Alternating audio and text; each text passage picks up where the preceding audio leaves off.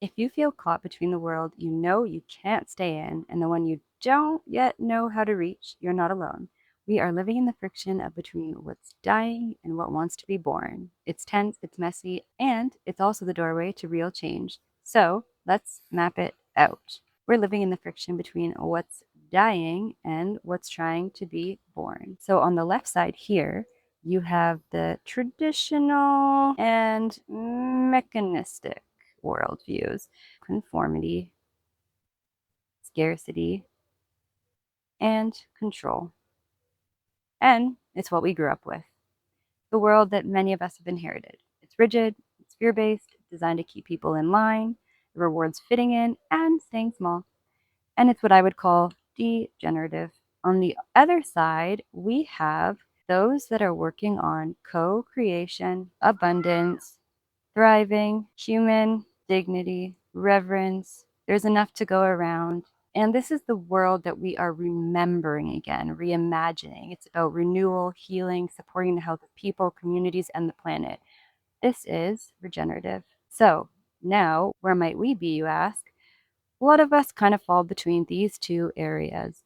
So you have the hardcore advocates of this world over here, don't need to name who that is, and you have some pretty hardcore activists that are over here. But most of us really fall in this messy middle. We're trying to figure it out, confused, feeling tense, and I want to help unpack this space so that you can choose where you want to step into more of. So this is where most of us get stuck. It's messy, it's uncomfortable, it's filled with old stories that hold us back. And it's where we're torn between what we were told is true and what we feel could be possible.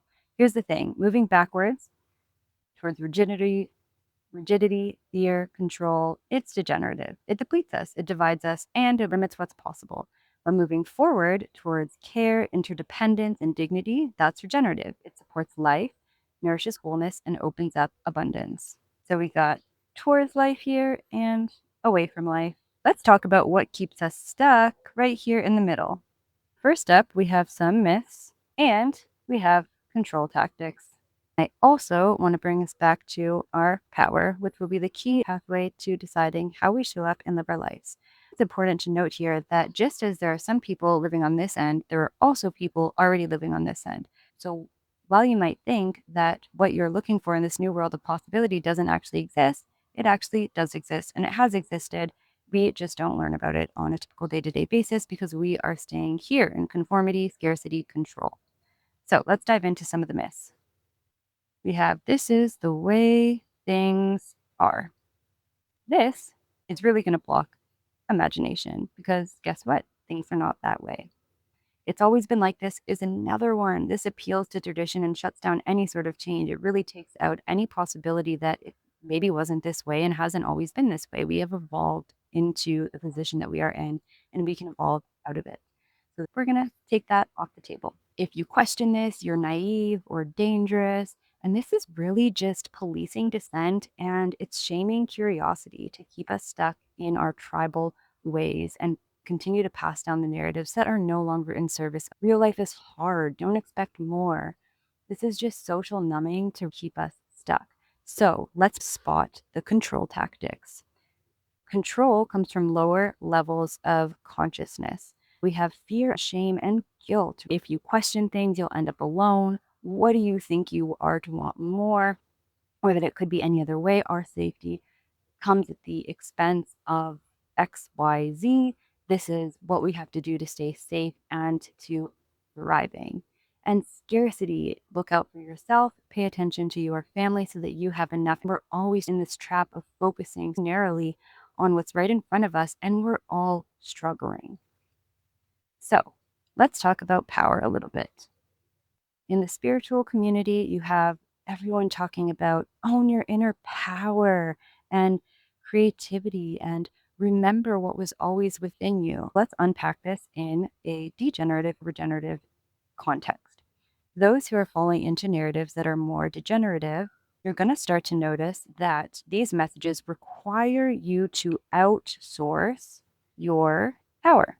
Being told what to do, waiting for permission for something, having very rigid ideas about right and wrong, letting others define your limits, and staying loyal to beliefs that don't quite fit anymore, hence the messy middle tension.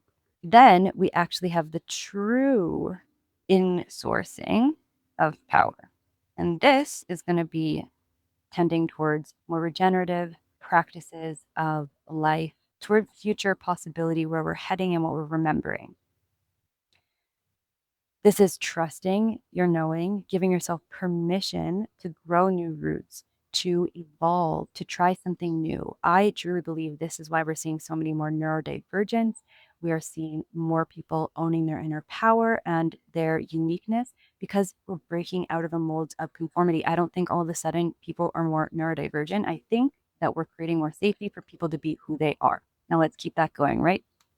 Redefining success and belonging on your own terms, not what has been inherited through family, cultural norms, or even patriotism or nationalism. Now, the truth is, if you're feeling any of this tension and you're leaning towards this or this, it's not going to feel great. And you're going to have to navigate through it regardless. It's uncomfortable because it's a breaking point. This is where you start to unlearn the degenerative patterns and choose whether you want to keep repeating them or step into more life giving. I think of it like soul puberty, the awkward, messy, sometimes dramatic, but completely necessary for growth. And that's where I come in.